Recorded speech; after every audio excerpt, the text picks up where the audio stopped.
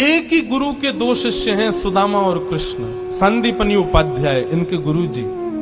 लेकिन एक शिष्य सोने की नगरी का राजा है, पूरे विश्व का अधिपति भगवान है, और एक शिष्य एक फूटी सी झोपड़ी में रहता है। एक बार संदीपनी विद्यालय में जब कृष्ण सुदामा पढ़ते थे तब भृगु ऋषि पधारे, सबसे क्रोधी ऋषि, और आकर के गुरु माँ से भिक्षा मांगी। माते भिक्षाम देहि, माता भिक्षा प्रदान करो। माँ ने मन में विचार किया कि अभी सामग्रियां तो इतनी नहीं कि मैं भिक्षा दे सकूं, मना कर दिया। बोले भगवान आप कल आ जाना, आज तो भिक्षा के लिए सामग्री नहीं है, शाम को जब आ जाएगी तो कल आपको प्रदान कर दूंगा। अब भृगु ऋषि तो क्रोधी, उनको तो जब मांगे तब चाहिए।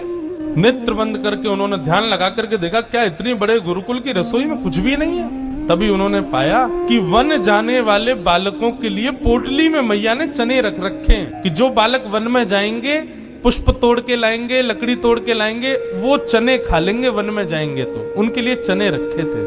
भृगु ऋषि बोले बालकों की ज्यादा चिंता है, एक ऋषि द्वार पर आया उसकी चिंता नहीं है। थोड़ी दूर जाकर के अपने कमंडल के जल से श्रापित कर दिया, जो भी उन चनों को खाएगा वो लक्ष्मीहीन हो जाएगा, उसके जीवन से लक्ष्मी चली जाएगी, वो निर्धन हो जाएगा।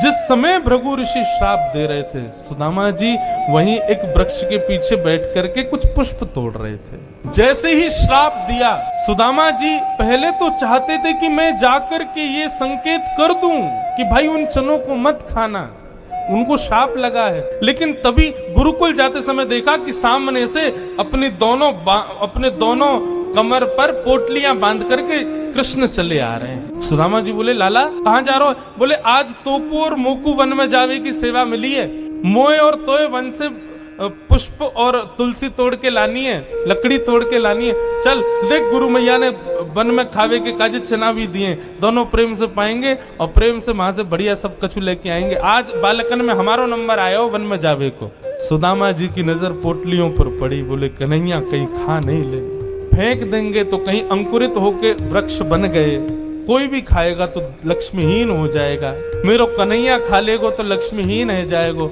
सुदामा जी जिद करने लगे, बोले सुन तू बाकी के सामान रख अपने पास, ये पोटली मोह दे दे मैं बांधू अपने कमर पे। ठाकुर जी बोले क्यों, मैंने बांध तो रखी। बोले तेरो भरोसा ना है, तो को भूख लगेगा तो मेरे बटके न खा जाएगा। और जिद करके सुदामा जी ने दोनों पोटली अपने पास रखी। तभी जोर की बारिश होने लगी।